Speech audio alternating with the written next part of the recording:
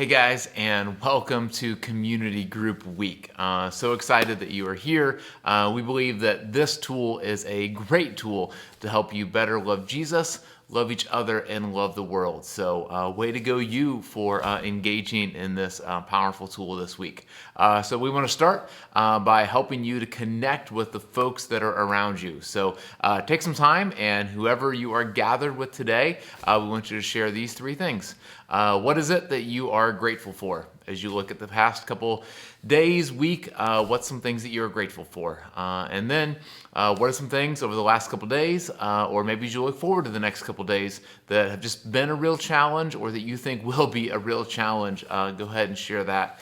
And then last time we were together, if you were with a group, we've been going through the Sermon on the Mount. We talked about what Jesus had to say about lust, about what we do when we're objectifying other people and how we're going to try to not make that who we are. We want people of just clean hearts and clean minds. So if you were with us, you might have made an I will statement saying, here's what you're going to do to try to just make sure that you are as free from lust as you possibly can. So go ahead and share. How's that gone? How have you done with your I will statement? How have you been in your mind and in your heart and in your actions as it relates to sexuality over the last couple weeks? So go ahead and share that with the folks around you.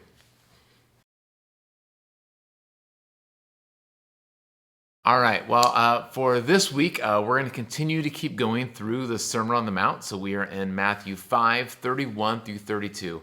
And I want to start off by saying that today is going to be a particularly, I think, a sensitive subject. And so Jesus is talking about the idea of divorce today. And so I want to make it very clear from the beginning that we as a church are a church for everybody. And much more important than that, Jesus is for everybody.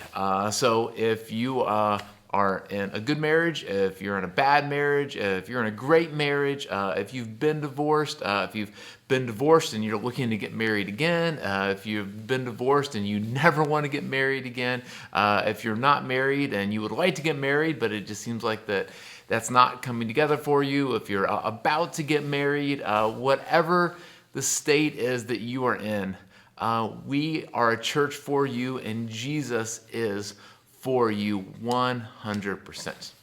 Another thing I want to make clear before you start your discussion today.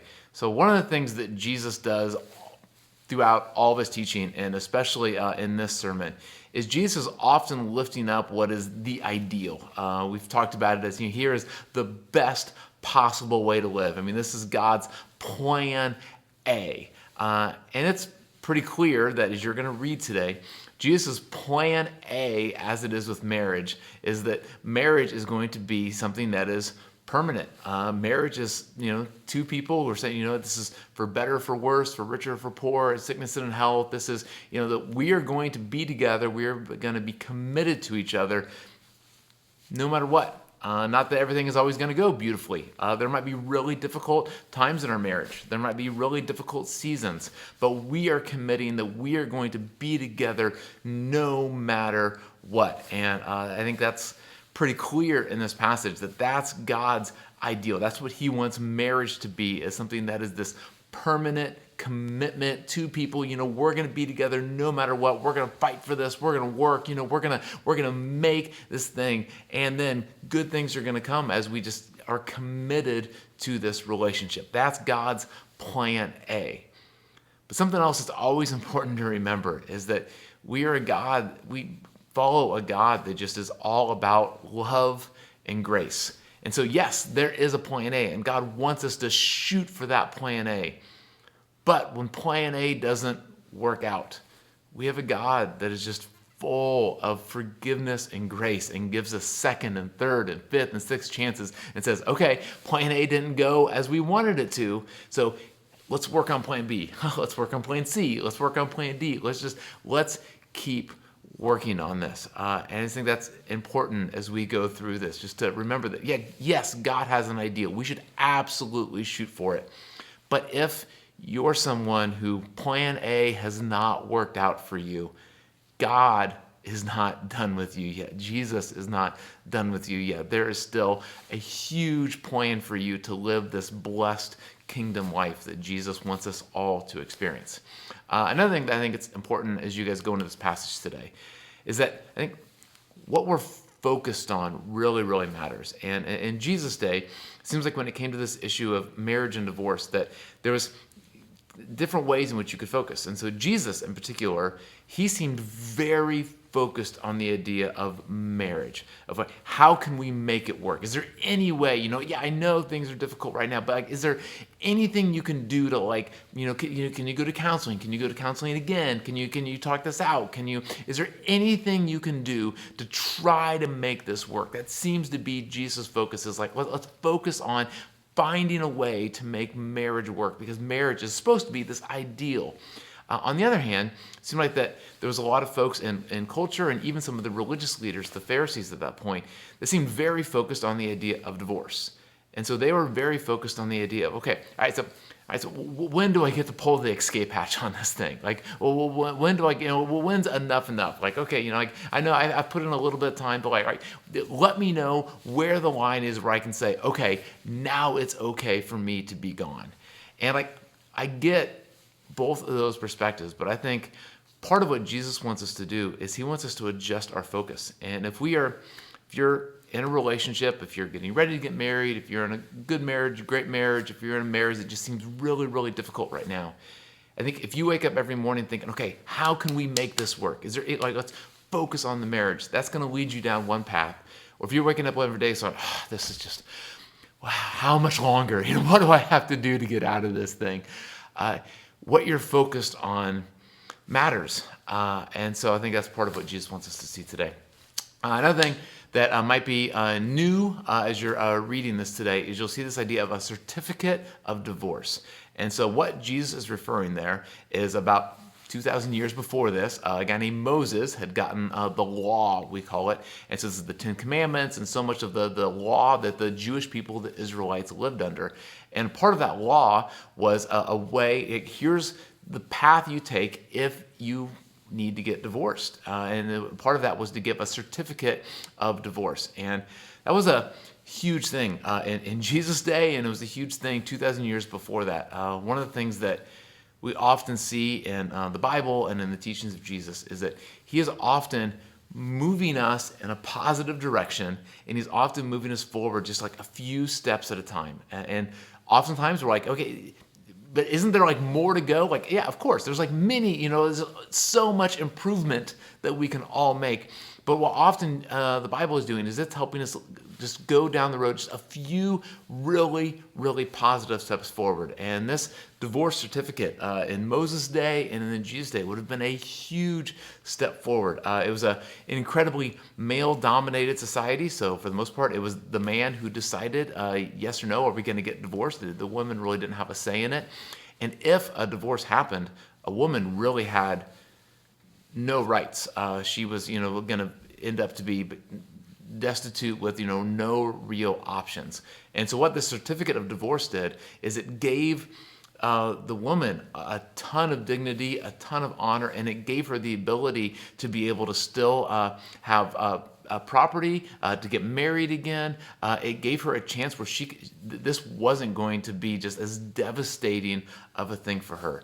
And I think, and that's kind of a whole nother deal, but I think that's part of what the Bible wants to let us know about divorce is I think God's plan A is marriage, but if it goes to the point of divorce, there's a way in which divorce can be done well, to give honor, to give dignity, to not just torch the other person on the way out and make sure that they're as hurt as possible. And I think that's a whole deal too. But in Jesus' day, there was a lot of debate about this certificate of divorce. And there was two big camps. And so there was these two rabbis, and they both had very different interpretations of when you could get the certificate of divorce. And so there was one rabbi, and he said that you can get divorced, you can get the certificate of divorce really for any reason whatsoever. There was a Jewish historian named Josephus, and he kind of joked at it a little bit and said, like, you could get divorced if your wife burnt your food, if your wife, wasn't, as pretty as she used to be, then you could get, that was reason enough to get divorced. And again, just, total, male-dominated society. So the woman couldn't decide, if the man lost his looks, if he did something, she really didn't have any rights. But the man could basically divorce his wife for any reason whatsoever. And there's a whole rabbinical school that said, like, yeah, that's what the Bible says you can do.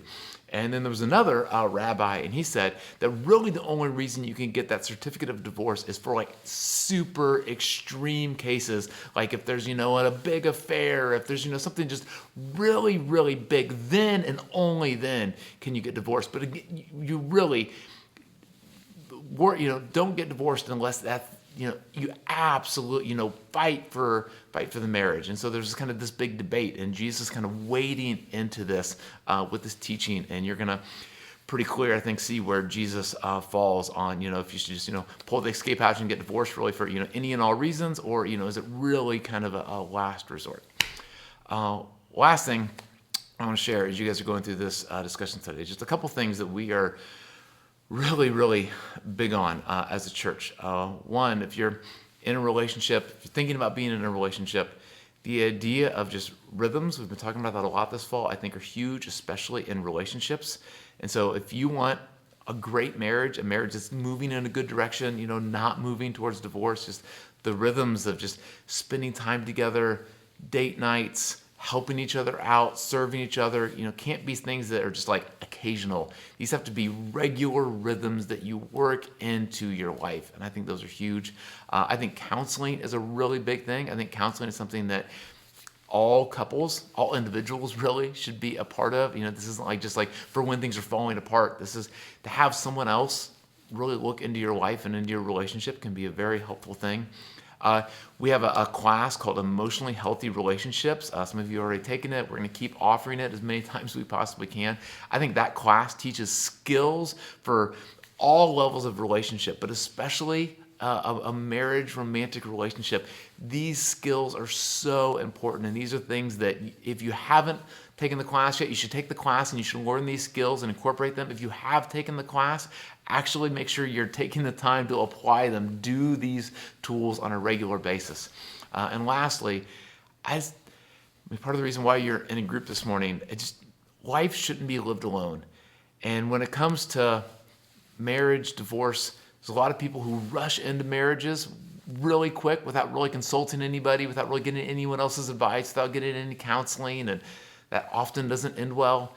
And then there's a lot of people who rush out of marriages very quickly without talking to anybody, without getting anyone else involved, without getting any counseling.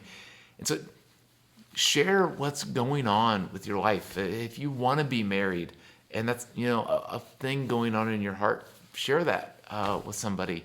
If your marriage is, going good, so share that, celebrate that. If there's really difficult things in your marriage, if you have, baggage, trauma from a past divorce, or divorces that you've had, if you're thinking about getting, back, you've been divorced and you're thinking about getting back into the dating field, or you have a relationship that's just starting, like, don't do it alone.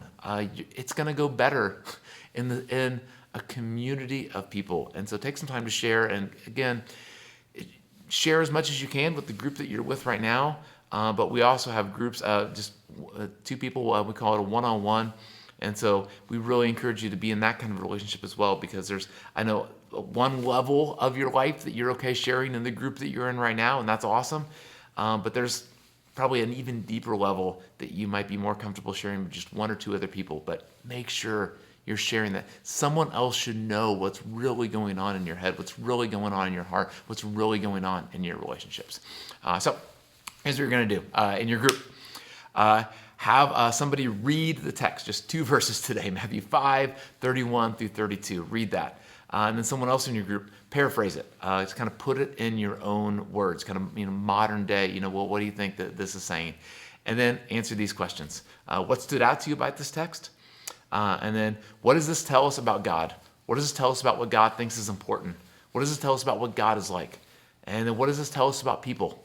What does this tell us about just our own natural habits? And then these important questions. What can you do about this week? If what Jesus says is true, and this is really the best way to live, as you think about your own life, dating, not dating, married, not married, previous divorce, whatever, what's something that you can do with this week? And share that with the group. And then lastly, is there anyone else that you could share what you have learned this week? Is there anyone else that you can think, man, I think someone else could really benefit from hearing this teaching of Jesus? So go ahead and share that in your group. We love you guys, and we'll talk to you soon.